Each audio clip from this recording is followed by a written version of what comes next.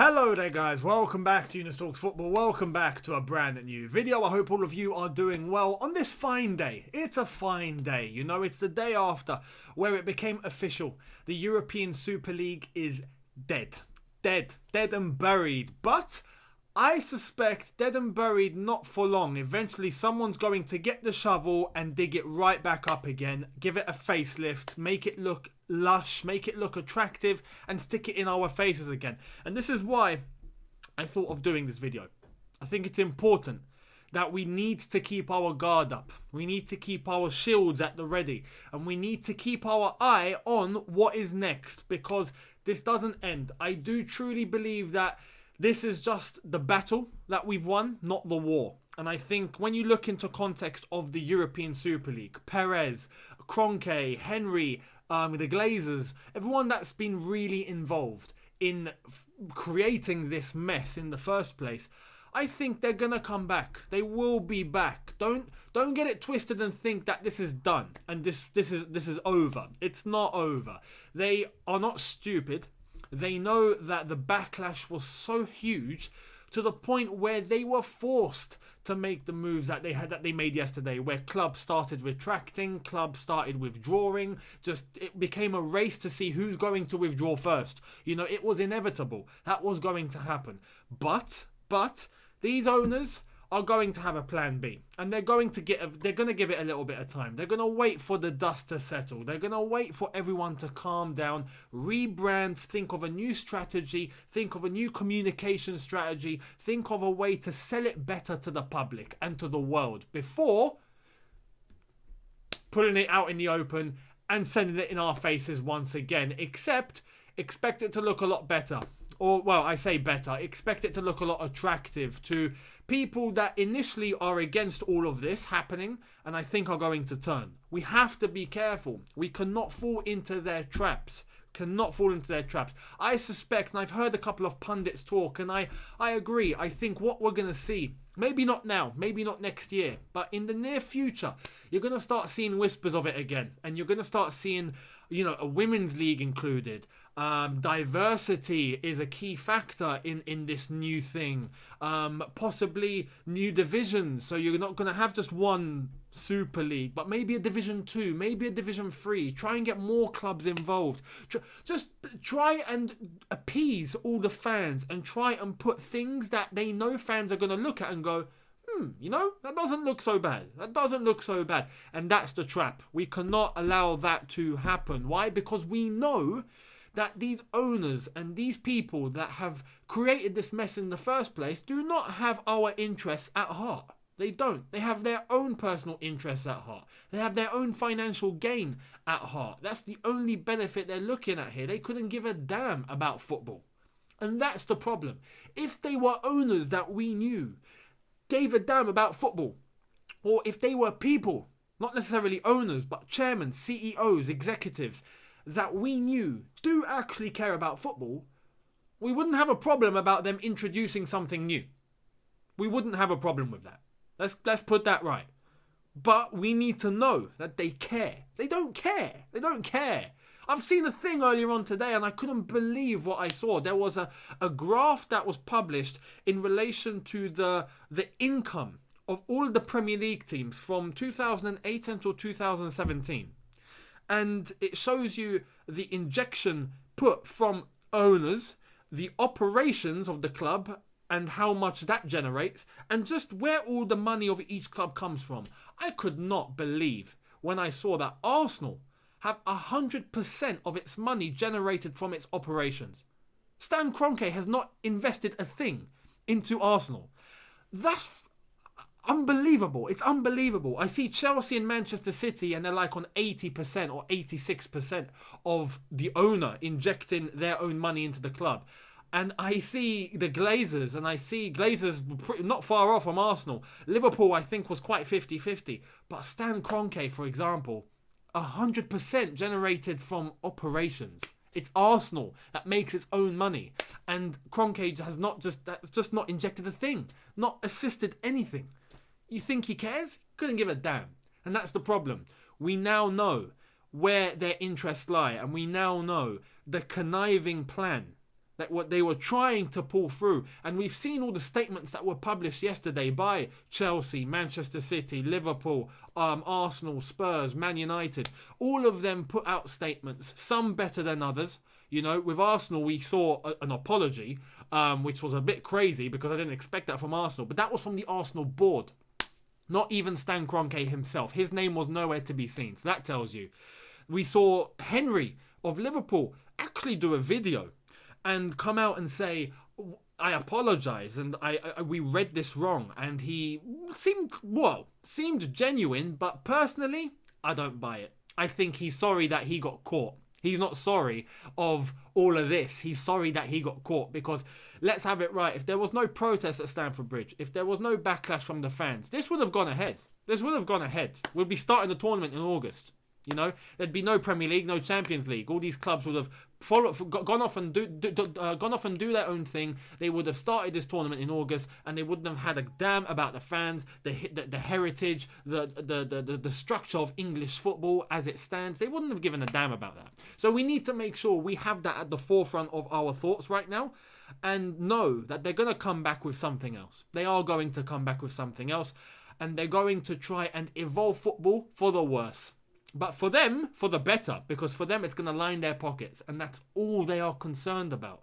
Now, we as supporters, collectively, have come together and managed to stop this, which is great. It's great. It's absolutely fantastic. Where I think it's all going to go now, as we've seen, Tottenham today have a protest outside of their stadium because of they want their owners gone. That, you know, Tottenham fans are fuming with Daniel Levy and the ownership, and they're going to start doing their own protest. We know on Friday that Arsenal fans are going to have their own protest outside of the Emirates to get Stan Kroenke out of their club. On Saturday at 3 o'clock, we're going to see Man United fans outside of Old Trafford to get the Glazers out. And we're going to start seeing fans really put action on their own clubs. And I think that's going to be the immediate action. And I think that's the right thing to do. As a Chelsea fan, I can't speak for Arsenal, Tottenham, Liverpool, United, City. I can't speak for them and their fans and what they're going to do. They're going to do these initiatives. They're going to have these protests. Personally, me, as a person, my own individual opinion, I support it. I think it's for the best for their clubs. Now, going forward, there are two things that we really need to focus on, and we need to keep the momentum on. UEFA are not innocent. UEFA are not innocent in this. We've seen the model and the Swiss format, the brand new 2024 Champions League format that they have formalized and is done. It's set in stone and it's ready to be introduced in 2024, which is basically Super League Lite. It's Super League Lite. The only difference is UEFA are getting the money, and not Perez and Kroenke and Henry and all them lot that tried to break away. The only difference is that UEFA are going to be lining their pockets this time. And that's all they're concerned about. They couldn't have given a damn about the European Super League. They only gave a damn because it affects their pockets. Much goes to say for the broadcasters and the TV companies and all of that. Realistically, they only cared because they haven't actually got any deals with the European Super League. They've got deals with the Champions League, the Europa League, the Premier League, the FA Cup, all of that, La Liga. They are showing all of that, and they've got contracts, and they were definitely worried about their own financial gain, because the European Super League would have probably split off and done its own thing. They probably would have created their own TV station or their own streaming service. You would have had a European Super League app that probably you sign up and pay £10 a month and you get to watch all the games. That is probably what would have happened. So let's have it right. Everyone is looking for their own interests. So this is why, as supporters, we need to keep our eye on the ball. And we need to make sure that we don't get taken for mugs. And we don't get done around the back. You know? We're seeing all this at face value, but be worried about what's coming behind you, because you can get stabbed in the back. And that's where I feel that UEFA are trying to do. The TV companies and the media have their own personal interests at play. And that's why they took action, because it affects them.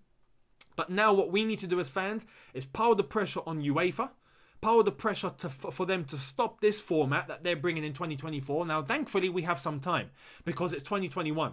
this new format is being introduced in 2024. So we've got a bit of time. We've got time to lobby our supporter trusts, acknowledge the club, send emails, send contacts, get on the phone, do what you got to do, social media, contact personnel, executives, anyone that's involved that can help make a difference to try and change this around. Make sure we put pressure on UEFA for them to get rid of this format, because ultimately the only reason why they're doing that, they're changing the format, is to introduce more matches, pack out the calendar to the point of non-belief, right? Pack it out to the point where players probably won't have legs anymore.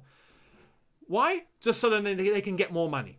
More games equals more money. And then that goes straight into UEFA's pockets. That's all they're concerned about. They couldn't give a damn about the welfare of the players. They couldn't give a damn about the welfare of the players that have to go out and actually play with squads that are frankly not big enough to compete in a schedule that UEFA are trying to propose here.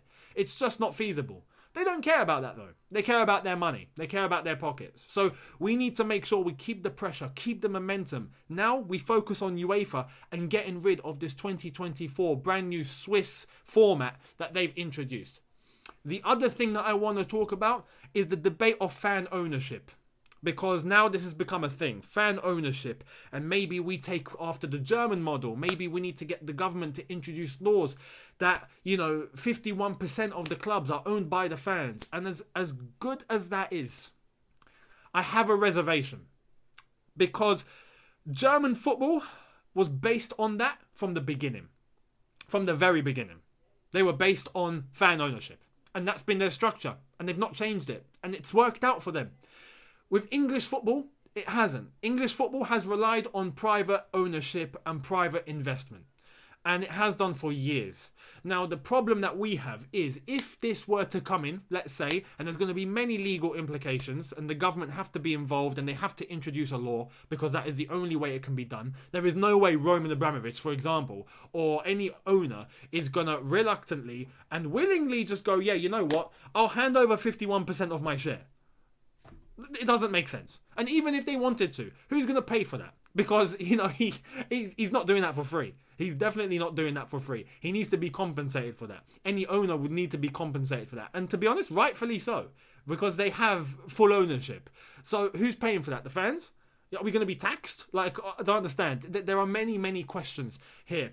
And as I've said, with the German model, that was from the beginning. With English football, it's been reliant on private ownership for a while. And to be honest, there's been one benefit of that. And that has helped generate the competition. When you look at Germany, it's Bayern Munich. Maybe Dortmund. That's it. No one else is competing. No one else is competing. So that's where you're going to have to look at the clubs. And you're going to have to look at the areas where all the supporters live. And the supporters that are going to invest because they own 51% of the clubs. Well, certain areas are richer than others, Burnley, for example, if they were owned by 51% of the fans, flipping out. They're going to have a hard time in terms of fans in a very working class area compete with the likes of Chelsea, who are in an area that's full of money and have fans that are millionaires, billionaires that will happily just go, yeah, you know what, we're all owners. I'll put a bit into Chelsea. Those are the things that we need to discuss here in relation to the 50+1 model, where 51% of the clubs are owned by the supporters. It's going to be quite a challenge to change what is privately owned, to shift it to now owned by the fans. It's going to be one hell of a challenge to get it right. Germany have done it from the beginning, so they haven't had any issues. But with us, there's a lot to discuss. There can be a compromise here. There can be a compromise. I think the best way would be to keep private ownership. That's not a problem. But there needs to be regulation. There needs to be a vetting process. There needs to be a regulation and a legislation in place that means that owners that come in to buy football clubs are vetted, tested. I don't care what it requires, but to show that their plan and what they are going to do, they carry out. And they don't, buy the club and then leave the interests of the club behind and start cutting corners. That can't be done. There needs to be a certain process and a certain regulation, an independent body perhaps, that can help regulate and make sure that we don't see a scenario like the European Super League again, where owners discuss amongst themselves and try and create something. If this was all regulated, they wouldn't have been allowed to do that. So you can get private ownership and you can have owners that genuinely care about the football clubs without disrupting the integrity of English football or the pyramid or the structure. It can be done. It can be done. So this is where the fans now need to shift the momentum to. Number one, get UEFA to stop this stupid format, Super League Lite, because that's what it is, and they're only doing it to line their pockets. And two, we need to start talking about regulations. We need to start talking about certain legislations, perhaps, that needs to come in. Independent bodies that help regulate English football. We need to see some of that. That needs to be where the focus is in order to prevent something like this from happening again. Let me know your thoughts in the comment section below. What are you all feeling in regards to the fact that the Super League is now dead? Do you feel we need to keep our eye on the ball? What do you think we need to keep our eye on the ball now? Where do you think we need to shift our momentum? What I do want to say to end the video is good luck to the Manchester United fans. Good luck to the Arsenal fans. Good luck to the Tottenham fans. Good luck to the Liverpool fans. To all of them that are having protests and want their owners gone. It's only right you voice your opinions, and it's only right that you try and save your own clubs as well. So good luck to everyone, and you know, we will be supporting. Personally, like me, I would definitely support on social media and whatnot. I will help share and I will help get the messages out. That way it reaches other fans that probably haven't heard about it or are unaware that, you know, their clubs and their supporters are protesting against the owners. You know, that's... it's logical. If that's what the fans want, it needs to be heard. So good luck to all the clubs that are going to be protesting this weekend and onwards for action. And I will see all of you tomorrow for a brand new video. Hit the like button if you did enjoy this video. Hit the subscribe button if you are new. I do want to say, if you want to cop yourselves one of these or any Shorong products, you can get 25% off by using the discount code YTF25. Link in the description. Head over there and knock yourselves out. I will see all of you tomorrow for a brand new video. Have a good one. Look after yourselves. Take care. And peace.